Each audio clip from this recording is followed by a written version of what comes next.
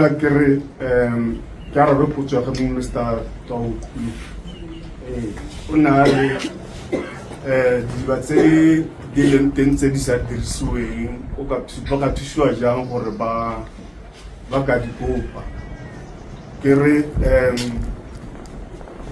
o ka dira mokwalo wa kisa ga ofising ya rona ko gantsi ka itse go gompieno go santsane ntse go tshwenya gore e be re sena ofisi ka kwano mo kgaolo segolobogolo re tlile mo gore kana Charles le gompieno ke district e leng gore tshwanetse gore le ditlamelo tsone tse le pantsonetse re dire ka bojotlhe jwa gore re di latumetse mme hela o ka tsenya mokwalo wa o tlisa ofising kana wa o nnela ka tsamaya ka one go gaolo ra go gantsi ke a leboga.